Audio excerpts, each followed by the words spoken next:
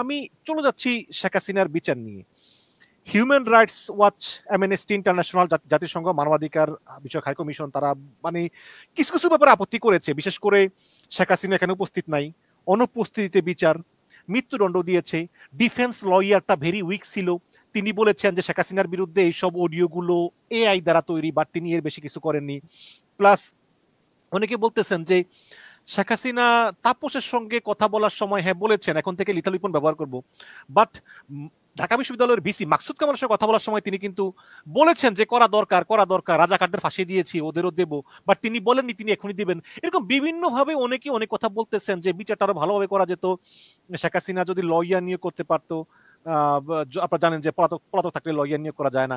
এরকম বিভিন্ন ভাবে এই শেখ হাসিনার এই বিচারটাকে আপনি মানে কিরকম মনে করেন? যেমন ডেভিড বার্গম্যান বলতেছে যে বিভিন্ন সমালোচনাগুলো করতেছে, আবার অনেকে বলতেছেন যে যে তাজুল ইসলাম ছিল চিফ প্রসিকিউটর, তিনি তো এই যে যুদ্ধাপরাধের বিচারের সময় তিনি ডিফেন্স লয়ার ছিলেন, তিনি আবার কেন চিফ প্রসিকিউটর হন, আর কেউ ছিল না নাকি?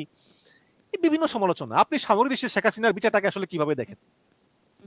দেখুন, বিচার হাসিনা যে আপনি যদি একটা কোনো সিগনেচার যদি আপনি বলেন যে আমি এটা করি নাই, সেটার এক্সপার্টের কাছে সেরকম টেকনোলজি আছে, ওটা দিলে সেটা আপনার সিগনেচার কিনা রিয়েল সিগনেচার কিনা এআইডি করা কিনা সেটা পাওয়া যায়। আমাদের দেশে ওয়ার্ল্ডের অনেক জায়গায় এরকম ইকুইপমেন্ট আছে এআইডি, কোনটা আমার এআই এর করা কোনটা আমার রিয়েল ভয়েস সেটা বাইর করা যায়। সেটা কোনো এমন কিছু না যেটা বাইরের বিজ্ঞানের, সেটা অলরেডি ব্যবস্থা হয়ে গেছে। তো এখন হয়েছে কি যে হাসিনা যে খুন করার আদেশ দিছে, এটা আপনি এআই তার কণ্ঠ বাদ দেন না, যাকে আদেশ দিচ্ছে আইজিকে, আইজি নিজে স্বয়ং আই উইটনেস, সে স্বীকার করতেছে যে তাকে এই আদেশটা তারা দিছে। সেনাপ্রধানকে আদেশ দিছে, আরবি আরো কিছু লোকের দিচ্ছে, তারা নিজেরাই স্বীকার করতেছে এটা। এখন সন্দেহাতীত ভাবে প্রমাণিত হয় যে আপনার হাসিনা খুন করছে, হাসিনা আপনার আয়নাঘর করছে। আমরা তো এই দেশে ছিলাম, আমাদের কাছে তো বিভিন্ন সোর্স ছিল আমাদের। আমরা যখন এত খবর এখন কইতেছি, তাহলে আমাদের সোর্স আছে, আমরা দেশের মধ্যে আমাদের সোর্সগুলো আমরা কি জানি না? আমরা তখনও জানি যে এগুলো এই ঘটনাগুলো এইরকম করতেছে। এবং আমাকেও নেওয়ার চেষ্টা করছিল আয়না করে, আমি যাই নাই। আমাকে ডিজিএফআই থেকে স্যার দাওয়াত দিছিল, আমি বলছি নো, তোমার কোন অথরিটি তুমি আমাকে স্যার হুকুম করতেছ?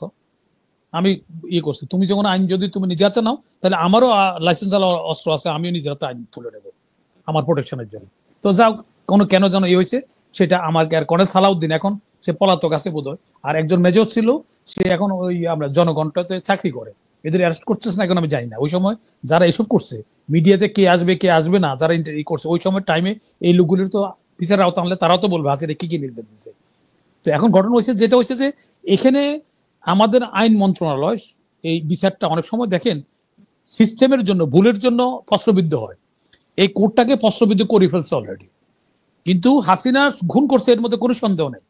এটা আমাদের কাছে যেসব খবর আছে বা আমরা যা জানি আমরা, তো সেটা হিসাবে প্লাস এখন এই এক্সপার্টির কাছে দিলে এআই কে ওরা দিলে তার বয়সগুলি ক্লিয়ার হবে। আর আইজি বলতেছে পুলিশ কমিশনারে যাদের আদেশ দিচ্ছে ওরা তো দুই একজন সাক্ষী আছে এখানে, ওই যে আর্মি যেগুলি আছে যেগুলি করাইছে তারাও তো বক্তব্য দিচ্ছে। তাহলে সব মিলাইয়া সে যে খুন করছে এর কোনো সন্দেহ নেই, এবং তার ফাঁসি যে কোনো ইয়েতে হইলে হবে। কিন্তু এখানে হাসিনার কিছু লোক রয়ে গেছে এই গভর্নমেন্টের, যারা প্রশ্নবিদ্ধ করছে বেনিফিট অফ ডাউট পাওয়ার জন্য তারা এই কাজটা করছে। এখন দেখেন এই কোর্টটা তো আলাদা কোর্ট, বর্তমান আমাদের প্রচলিত কোর্টে বিচার হইতে পারতো, আমাদের খুনের ফাঁসি হচ্ছে না, নর্মাল রুলস যেগুলি আছে এটা তো হচ্ছে। এই কোর্টটা করা হয়েছে যুদ্ধ অপরাধীদের জন্য, হাসিনা করছে। দেখেন কত ইমেচুর প্রমাণ দিছে এটা গভর্নমেন্ট, যারা রিলেটেড আছে। এটাও আন্তর্জাতিক আদালত কি করে হয়? ঘটনা তো আন্তর্জাতিক হয় না, ইন্টারনাল হয়েছে। ওই সময় হয়েছে আন্তর্জাতিক যুদ্ধ অপরাধী, তখন ইন্ডিয়া জড়িত ছিল, পাকিস্তান ছিল, আমরা ছিলাম জড়িত, সেই জন্য আন্তঃরাষ্ট্রীয় ছিল, যেখানে আন্তর্জাতিক আদালত হয়েছে। আন্তর্জাতিক আদালতে কতগুলো ডেফিনিশন আছে। আপনার দেশে চুরি করলো, এটা আন্তর্জাতিক চুরি কি করে হইলো? আপনার দেশে খুন করলো, এটা আন্তর্জাতিক চুরি, আন্তর্জাতিক খুনি কিভাবে হইলো? এটা তার মানে এই কোর্টটাই এটার জন্য প্রফিট মানে কোর্ট না, অ্যাপ্রোপ্রিয়েট কোর্ট না। এই কোর্টটার নেয়াটাই ভুল হয়েছে, এক। দুই নম্বর হলো যে এইখানে যে রাষ্ট্রের যে প্রসিকিউটর আছে সে কিন্তু জামাতের লোক, সে জামাতকে ডিফেন্ড করে মুজাহিদ হইতে শুরু করে গোলাম আজম হইতে শুরু করে সবার লয়ার ছিল, অ্যাসিস্ট্যান্ট লয়ার ছিল, ব্যারিস্টার ছিল, ওর সহকারী ছিল উনি। বেশের রাজ্জাক মারা গেছে, বেশের রাজ্জাকের অ্যাসিস্ট্যান্ট ছিল। ওই সময় কিন্তু সে সোচ্চার ছিল হাসিনা এইসব কাণ্ড করতে, উকিল হিসেবে সে ভালো। কিন্তু কথা হলো যে তাজুল সাহেব, কিন্তু আপনার কথা হলো যে আপনি যে এটা ওয়ার্ল্ড ওয়াইড দেখতেছে, এই জিনিসটা মনিটর হবে, এটা রাষ্ট্রপ্রধান, এটা সরকার প্রধানের আপনি বিচার করবেন আন্তর্জাতিক। এখানে কেন এইসব পার্টিগত লোকের নিরপেক্ষ লোক তো নিতে পারতো? তাজল সাহেব ভালো উকিল, কিন্তু তাজল সাহেব আরো ভালো উকিল ছিল, সিনিয়র উকিল ছিল, তাদের নিতে পারতো। কিন্তু আমি যতটুকু শুনছি যে অনেককেই বলেছে কিন্তু কেউ রাজি হয় নাই। না না, রাজি হয় না কেন? রাজি হয় না এটা তারা নিজেরা নিজে বলতেছে। আপনি আন্তর্জাতিক টেন্ডার আহ্বান করবেন, আমরা এই বিচার করার জন্য লয়ার নিব, এনরোল এরকম করতেন আপনি। টেন্ডার আহ্বান করা যায়? এটা দুদক করতেছে না? দুদকের লয়ার এনরোল আগের গুলি আছে নাকি? এটা বাংলাদেশ ব্যাংকের লয়ার আছে না, লিগ্যাল অ্যাডভাইজার আছে না, ইভেন কি বড় বড় কোম্পানি সকল লিগ্যাল অ্যাডভাইজার আছে। কারণ আমার 2 মেয়ে তো ব্যারিস্টার, আমি তো জানি এটা রুলস গুলি। তো সেটা না আমার এগুলি আমি এগুলো নানা করে আমি জানি না, নাহলে আমি কোর্টের বিরুদ্ধে কথা বলতেছি কিভাবে? তারপরে এখন দেখেন ওইটা করতে পারতো, দেখেন এটা প্রশ্নবিদ্ধ না করতে পারতো। এটা আমাদের প্রচলিত, আমাদের দেশে এমনি নর্মাল খুন হয়েছে, খুনের ফাঁসি হচ্ছে না, অর্থ ফাঁসি হচ্ছে। আমাদের তায়ের বিচার হচ্ছে আন্তর্জাতিক কোর্ট করতে হয়েছে। আমাদের ওই যে এরশাদ শিকদারের যে বিচার হয়েছে, ফাঁসি হয়েছে, সেটা কি আন্তর্জাতিক কোর্ট করা লাগছে? আমরা তো বিচারটা নিশ্চিত করবেন, এইটাই তো পানিশমেন্টটা, ক্যাপিটাল পানিশমেন্ট দিবেন, এটাই তো নিশ্চিত করবেন। তাহলে তো এরশাদ শিকদারের ফাঁসি হয়েছে না, অনেকে তো ফাঁসি হয়েছে, এটা তো আন্তর্জাতিক আদালতে নেওয়া তো লাগে নাই। ওটা হলো যুদ্ধ অপরাধের জন্য সৃষ্টি করা কোর্ট। একটা কথা খেয়াল করেন, আপনি অঙ্কের দিন তো ইংরেজি দিতে পারবেন না, অঙ্কের দিন অঙ্কই দিতে হবে। তো যে কোর্টটা সৃষ্টি হয়েছে আন্তর্জাতিক অপরাধের জন্য, এটা ইন্টার রিলেটেড আছে, ভারত জড়িত আছে, পাকিস্তান আছে, বাংলাদেশ আছে, যুদ্ধ অপরাধী, যুদ্ধ অপরাধের জন্য কোর্ট করছে। এই কোর্ট তো এটার জন্য প্রযোজ্য কোর্ট না, এটা এদের অভিজ্ঞতার জন্য কাজটা করছে। আর দ্বিতীয়ত করছে আরেকটা লোকের, আপনি যখন একটা লোকের নিবেন রেফারি করবেন, তো কোনো মোহামেডান বা ইয়ের কোন লোকের সদস্য নিতে হবে, কারণ নিরপেক্ষ রেফারি আম্পায়ার নেওয়া যায় না। এটা দেখেন তাদের এটা এটা তারা সুকৌশলে করছে যাতে বেনিফিট ডাউট হাসিনা পায়। হাসিনার লোক রয়ে গেছে এখানে। আমি আমি আমি তো সোজা সাপটা কথা বলতে বিশ্বাস করি, আমি সোজা কথা, নাহলে এই কাজটা কেন করে তারা? তারা আপনি গেছেন ওসব জায়গায়, আপনি একটা কথা চিন্তা করতে হবে, এটা পুরা সারা ওয়ার্ল্ড এটা মনিটর করবে। আপনি কেন একটা দাড়ি কমা পুলিশটা তো আপনি ইয়ে রাখবেন না, যাতে কোনো কথা না বলতে পারে? আচ্ছা, তারপর এটা গেছে এক।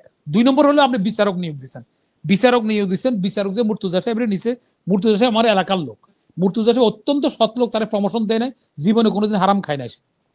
তো সে তো রিটায়ারমেন্ট, আপনি ওখানে আইনে আপনার রিটায়ারমেন্টের লোকের আইনে কেন করছেন? আচ্ছা, করছেন তার 70 বছর বয়স, দেখেন ডিফেক্টটা কত। এটা কোনো মিডিয়া আসে না, আমি বললাম এদের 2 জনের বিচারকের বয়স নাই।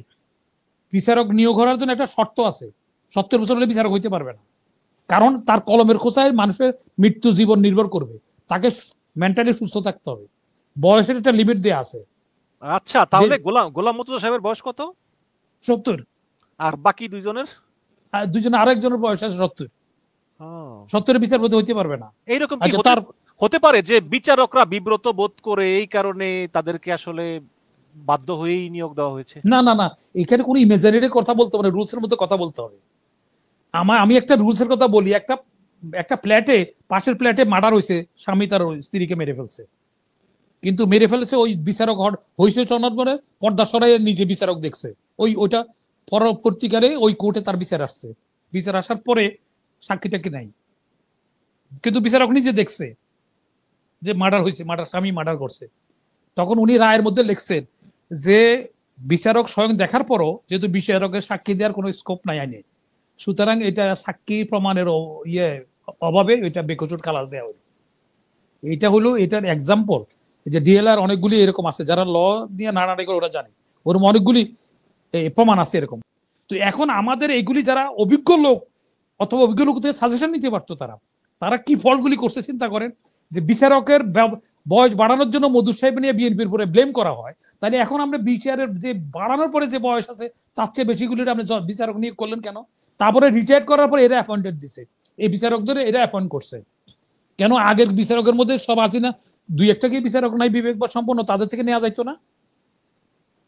নিলে তো আর এই কথাটা প্রশ্নটা আসতো না। তো আইনের হলো এরকম ফাঁক ফুকুর আছে অনেক, বুঝছেন, আইনের অনেক ফাঁক আছে। আর এই যে অনুপস্থিতিতে বিচার, তারপরে না অনুপস্থিত হইতে পারে, ইন অ্যাবসেন্সিয়া বিচার হইতে পারে যদি আপনি তারে নোটিশ করছেন কিনা। তো অর্থাৎ 32 নম্বরে তার ওই ওয়ালে ওটা নোটিশ করে দিয়ে আসছে, ডাকে তাকে পাঠানো হয়েছে, তো সে যদি হাজির না হয় সেক্ষেত্রে কোর্ট তো তার হাজিরের জন্য বইয়ে থাকবে না, ইন অ্যাবসেন্সিয়া বিচার হওয়ার জন্য আইনে বৈধ আছে। এটা যারা জানে না তারা বলে। আপনি নিশ্চয় উত্তর পাইছেন, আপনি যেগুলি করছেন অন্যরা এইভাবে কথা বলবে না, কারণ এই ব্যাপারে সাফিসিয়েন্ট জ্ঞান আছে যারা, তারা বলবে।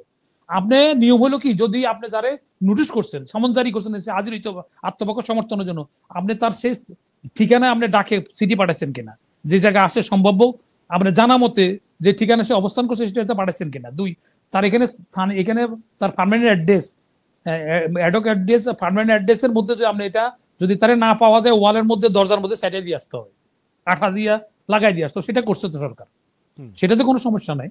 ওনার অনুপস্থিতিতে কোনো সমস্যা না, অনুপস্থিতিতে বহু লোক আছে, অনুপস্থিতিতে বিচার হয়েছে, এমনকি শেখ হাসিনার আমলে তো আন্তর্জাতিক অপরাধ ট্রাইব্যুনালে অনুপস্থিতিতে বিচার হয়েছে অনেকের, বিচার হয়েছে অনেকের। তো সুতরাং অনুপস্থিতিতে বিচার হইতে পারে, এটা কোনো সমস্যা নাই।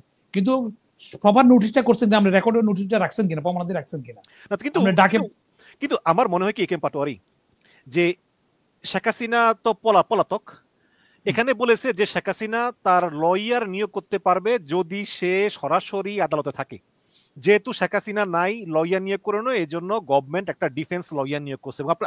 আপনি নিশ্চয়ই দেখেছেন যে ডিফেন্স লয়ার তেমন কোনো চেষ্টাই করে নাই।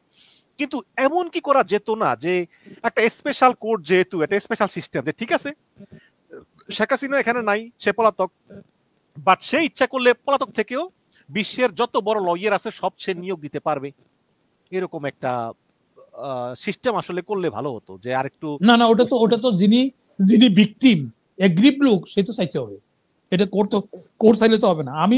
আমার বিরুদ্ধে বিচারটা হচ্ছে, কারণ আমি তো চাইতে হবে, আমি তো এভিডেভিট করতে হবে, একটা এভিডেভিট আছে, সেখানে আপনি এখানে উপস্থিত থাকতে হবে তা না।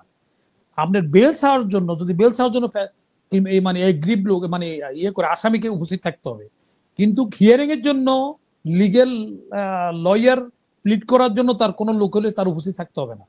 সেখানে এভিডেভিট, একটা এভিডেভিট ফর্ম আছে, ওই ফর্মে যে আমি আপনাকে অ্যাডভোকেট হিসেবে আমার পক্ষে নিয়োজিত করলাম সেটা সাইন করে দিতে হবে, সেটা সে ইন্ডিয়া থেকেও করতে পারতো। আর যদি বেল চায় যে আমার বিরুদ্ধে মার্ডার কেস আছে আমি বেল চাই, তখন সেই ক্ষেত্রে সে তাইলে থাকতে হবে। আর ওই উকিল নিয়োগের জন্য এভিডেভিট সাইন করতে ওখানে থাকতে হবে না, এটা কোনো আইনে বলাই আছে, থাকা নেসেসারি না। এখন শুনেছি যে জেডাই খান পান্নাকে নাকি ডিফেন্স লয়ার হিসেবে নিয়োগ দিয়েছে, এটা ভালো কাজ, এটা একটা ভালো কাজ করছে, এটা একটা ভালো কাজ করছে। কেন? কারণ জেডাই খান পান্না আওয়ামী লীগের লোক, 1 2 নম্বরের আওয়ামী লীগ হইলো তার সে নিরপেক্ষতা, তার বিবেকবান লোক। এবং জেডাই খান পান্না কিন্তু জুলাইয়ের পক্ষে ছিল, জুলাই আন্দোলনে কিন্তু হাসিনার বিরুদ্ধে ছিল। জুলাই পক্ষে ছিল না, সে বিবেকবান লোক, আমি সোজা কথা বললাম, সে বিবেকবান লোক। এইসব লোকের দিছে, বরঞ্চ সরকারের এটা ক্রেডিবিলিটি বাড়বে যে আমরা অন্য কোনো লোক দিই না, আমরা এমন বায়াস লোকের আমরা রাখি না। যেমন এখন তাজলের বায়াস লোকে মনে করে, কারণ আজীবনে সে আওয়ামী লীগের বিরুদ্ধে ছিল, ছাত্রলীগের সে এরকম ছিল। এবং আমি একটা বিষয় এগ্রি করি যে জেডাই খান পান্নাকে নিয়োগ দেওয়া কিন্তু আওয়ামী লীগ সমস্যায় পড়ছে। ওই যে জেডাই খান পান্না, আপনার খেয়াল আছে 2-3 মাস আগে বলেছিল আমাকে নিয়োগ দেওয়া, সরকার না বলছে, তখন আওয়ামী লীগ সমালোচনা করেছে। আওয়ামী লীগ বলেছে এই দেখো জেডাই খান পান্নাকে নিয়োগ দিচ্ছে না। এখন যখন জেডাই খান পান্নাকে নিয়োগ দেওয়া হলো, এখন আবার আওয়ামী লীগ বলতেছে এটা একটা ষড়যন্ত্র। শুনেন, আসামি কত কথা চুরি করলে কত কথাই কইব, যে এই সব কথা কি ধরতে হবে? তার যুক্তি আছে। ডাকাতি করলে তার ডাকাতের যুক্তি থাকে, খুন করে যে তার একটা খুন যুক্তি থাকে, সেই যুক্তি তো গ্রহণযোগ্য না। তো আওয়ামী লীগ কি করছে এটা তো গ্রহণযোগ্য না। কিন্তু সাধারণ লোক, আমরা তো কোনো পার্টি আওয়ামী লীগ করে বিএনপিও করি না, আমরা এই দেশের একজন লোক হিসেবে, একজন মুক্তিযোদ্ধা হিসেবে আমি মনে করি যে স্বচ্ছতা থাকা দরকার। হাসিনার বিচার যেমন চাই, আবার হাসিনার বিচারের মধ্যে স্বচ্ছতা থাকুক, এটাও চাই। তো সেখানে তাইলে আপনার যদি গ্রহণযোগ্যতা পাইতে ওয়ার্ল্ড ওয়াইড, আপনাকে নিরপেক্ষতা তো দেখাইতে হবে। এখানে তো দেখেন আন্তর্জাতিক তদন্ত হয়েছে, তারা কোনো এখানে দোষ ত্রুটি ধরতে পারে না। দোষ ত্রুটি 2টা জায়গার মধ্যে, মেইন জায়গায়। আপনি একবার ইরশাদ সাহেবের সময় একবার ওই যে একটা তবুদ্দনি দিবে, তো তবুদ্দনির জন্য অস্ত্র নিতে গেছে, যাওয়ার পরে ডিউ টাইমে যে তবুদ্দনি দিবে গেস্ট আসছে, বিদেশি মেহমান, উনি চলে যাওয়ার পরে গান আসছে। তো উনি একটা কোর্ট অফ ইনকোয়ারি দিল, কেন এটা গানটা আসে, যে তবুদ্দনি দিবে 21 বার, এটা কেন গানটা আসে দেরি হলো কেন? তো কি জন্য দেরি হলো কেন? তখন ওই যে তদন্ত কমিটির প্রথম বসে গুলি ছিল না, গুলি কিনা হয় নাই। তো বলে বাকি 101টা কারণ আছে, বলে 101টা কারণ আর দরকার নাই, গুলি নাই, এটা যথেষ্ট। বুঝাইতে পারছি কথাটা? তো এখন আপনার এত কারণ তো দরকার নাই। প্রথম কারণ হলে তো 2-3টা কারণে তো এই কেস প্রশ্নবিদ্ধ হয়ে গেছে।